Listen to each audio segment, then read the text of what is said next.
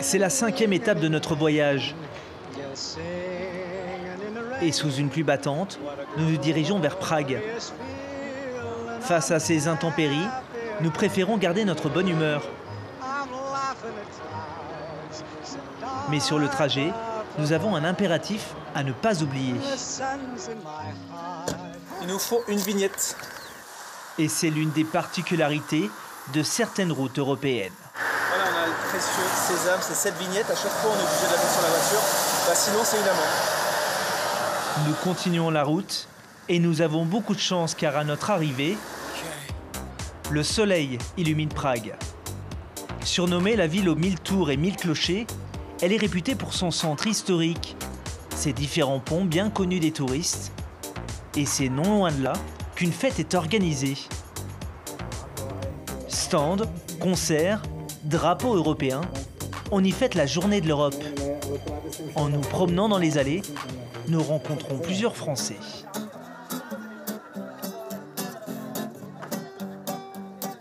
Parmi eux, ce Breton. Avec des amis, ils ont parcouru plusieurs milliers de kilomètres à vélo.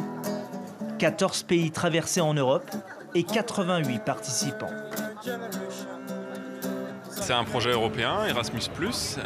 Donc moi je fais partie de l'équipe française qui est partie de Bulgarie. Il y a 4 échanges en tout. Un échange qui est parti donc de Bulgarie, le mien, un autre échange qui est parti d'Italie, un autre de France et un autre de Suède.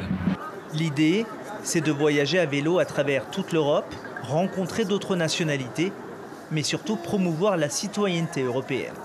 Cheers! C'est pas un projet européen commun, c'est plutôt une aventure, puisqu'il y avait du vélo tous les jours, donc il y avait un côté physique, il fallait se surpasser et rester unis. Il y avait des différences forcément culturelles dans les équipes, puisqu'il y a 4 nationalités dans chaque équipe. Mais voilà, fallait composer avec tout ça et ça a donné une très belle énergie et une très belle aventure. Tout a bien fonctionné. Ici, on fête les 15 ans de l'entrée de la République tchèque dans l'Union européenne, c'était en 2004. Mais il y a tout de même un paradoxe important. Les Tchèques sont considérés comme étant parmi les plus eurosceptiques de tous les habitants des États de l'Union. Pour ces Français pro-européens, il faut donc trouver les bons arguments pour les inciter à voter. C'est rencontrer des gens qui ne pensent pas forcément comme vous, qui n'ont pas les mêmes croyances que vous, qui n'ont pas les mêmes idées que vous, et pourtant on vit ensemble et on travaille ensemble. Donc c'est aussi ce message-là que je veux dire pour les gens qui ne veulent pas aller voter. L'Europe c'est aussi un lieu, c'est possible de vivre ensemble avec toutes ces différences en fait. Et d'aller voter, c'est aussi réfléchir à ces questions-là. En fait. Pour le 26 mai prochain, la grande question c'est la participation. En République tchèque, on redoute un fort taux d'abstention encore plus bas qu'il y a 5 ans. Seulement 18% des électeurs tchèques avaient voté.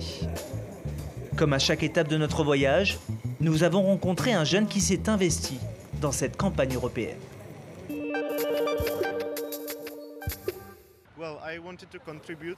Je voulais contribuer à cette campagne électorale parce que l'Union européenne m'intéresse.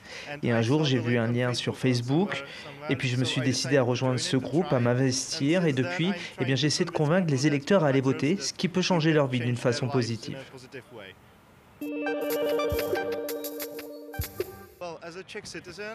En tant que citoyen tchèque, je vais voter pour mon futur parce que je veux passer ma vie dans l'Union européenne, dans une Europe unie, dans laquelle je peux voyager sans frontières, dans différents pays où je peux étudier, mais aussi dans une Europe qui combat le terrorisme, qui se bat contre le changement climatique, dans une Europe où nous pouvons vivre d'une manière unie et prospère.